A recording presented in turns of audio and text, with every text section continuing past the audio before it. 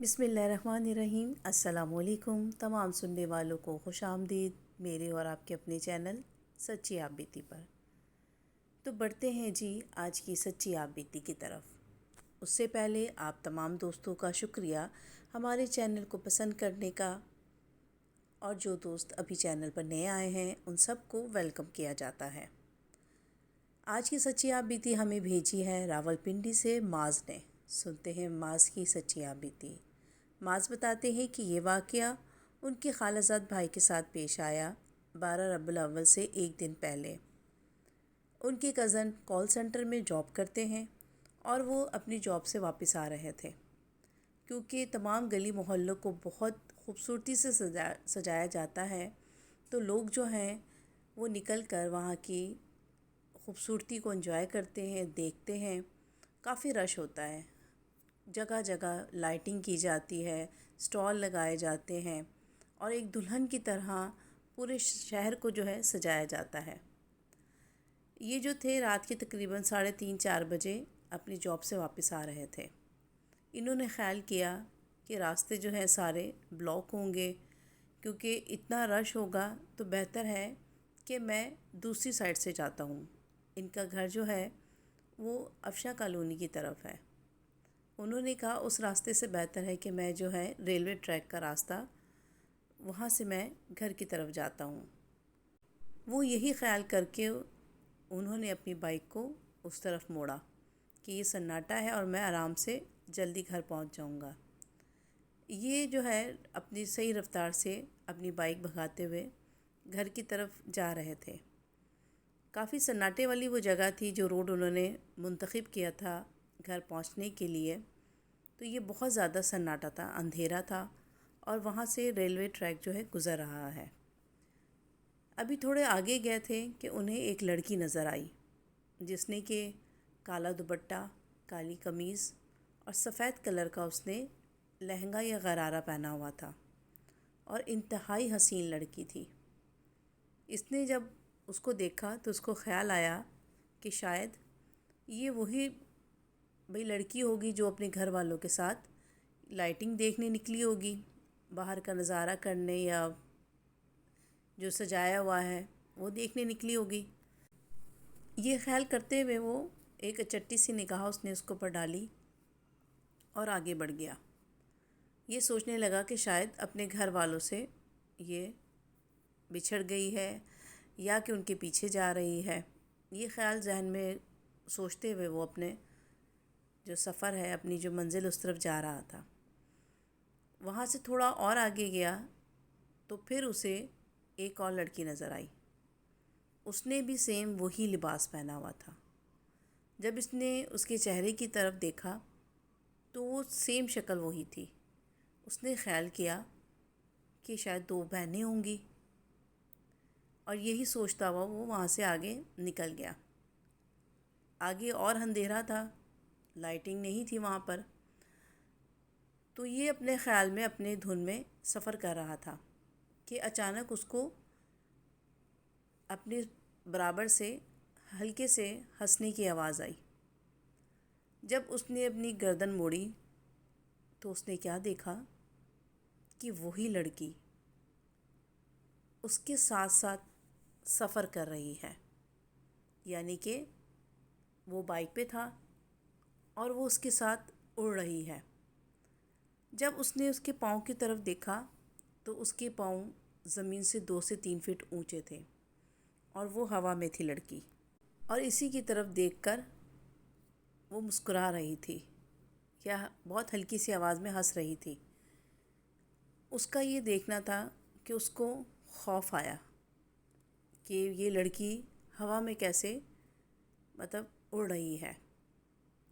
ڈر کے مارے اس نے فوراً وہاں سے اپنی بائک کو تیزی سے دوڑانا شروع کیا، اور وہ لڑکی برابر اس کے ساتھ ساتھ ہوا میں اڑ رہی ہے اور باقاعدہ اس کا نام لے رہی ہے کہ رکو، مجھے تم سے بات کرنی ہے، عبداللہ رکو۔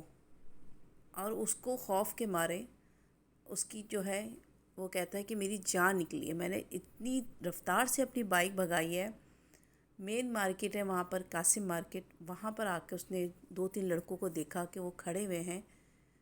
اس کی جان میں جان آئی اور وہاں جا کے سمجھیں کہ اس نے اپنی بائک پھینکی ہے اور وہاں جا کر وہ ان لڑکوں کے بیچ میں بیٹھا ہے، مطلب ان سے کہنے لگا کہ ابھی ابھی میرے ساتھ یہ واقعہ پیش آیا ہے۔ اور اتفاق سے وہاں پر اس کا ایک دوست بھی تھا۔ اس نے جب اس کی یہ حالت دیکھی تو اس کو آرام سے بٹھایا، پانی وانی پلایا اور اس سے کہا کہ چلو میں تمہارے ساتھ تمہارے گھر چلتا ہوں، کیونکہ اسے بہت زیادہ ڈر لگ رہا تھا۔ خیر وہ اپنے دوست کے ساتھ گھر آیا اور گھر پہ آ کر اس نے اپنی مما کو یہ سب بتایا۔ یہ سن کے اس کی مما بھی پریشان ہوئی۔ انہوں نے کہا کہ اللہ پاک خیر کرے، اللہ نے تمہیں خیر و عافیت سے گھر پہنچا دیا ہے، تم پریشان نہیں ہو بیٹا۔ ٹائم ایسا ہے اور ایسی چیزیں ہیں جو راستے میں اکثر لوگوں کو تنگ کرتی ہیں۔ خیر اس کو سمجھا بجھا کے انہوں نے اس کو ریلیکس کیا، اور پھر رات میں جب وہ اپنے کمرے میں سو رہا تھا، ڈر کے مارے اس کو اتنا تیز بخار ہوا کہ اس کو اپنے کمرے سے عجیب و غریب آوازیں آ رہی تھیں، جیسے کہ وہی لڑکی کبھی ہنستی اور کبھی اس کا نام لیتی۔ اس نے اپنی مما کو آوازیں دینا شروع کی، اور جب اس کی مما نے آ کے اس کو چیک کیا تو اس کو کافی تیز بخار تھا۔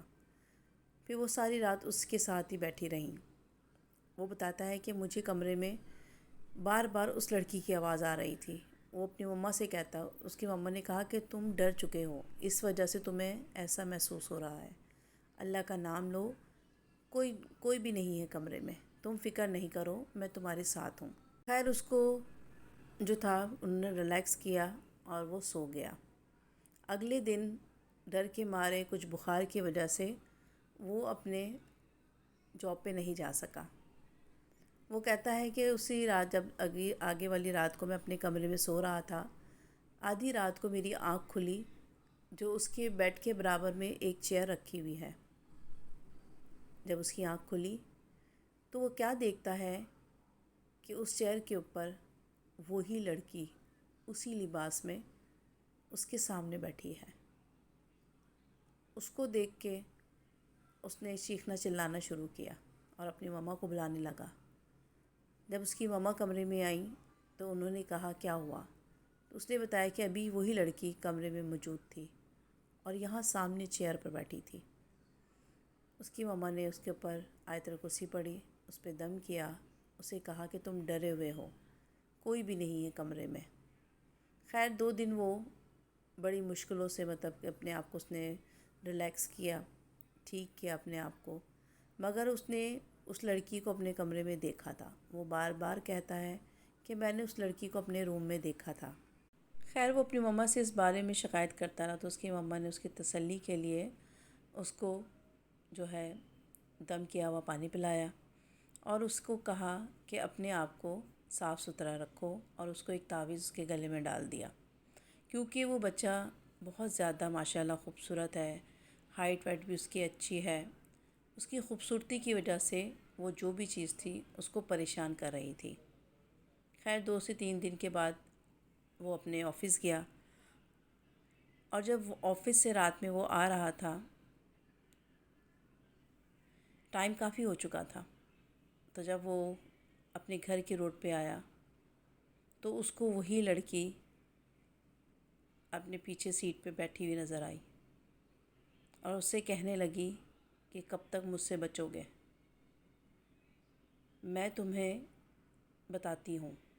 اور اس نے کیا کیا، اس کی کالر سے پکڑ کے، جو اس نے جیکٹ پہنی ہوئی تھی اس کو کالر سے پکڑ کے اس نے زمین پہ دھکا دیا اور وہ اپنی بائک سے نیچے گرا، جس سے کہ اس کا کافی برا ایکسیڈنٹ ہوا اس بچے کا۔ مگر اللہ پاک نے اس کی زندگی لکھی ہوئی تھی، تو ماشاءاللہ سے وہ جو ہے اتنی اس کو چوٹیں نہیں آئیں۔ اللہ تعالیٰ نے اس کی بہت کرم کیا اس کی ماں کی دعاؤں کی وجہ سے۔ خیر وہاں پہ کچھ لوگوں نے اس کو اٹھایا اور گھر پہنچایا۔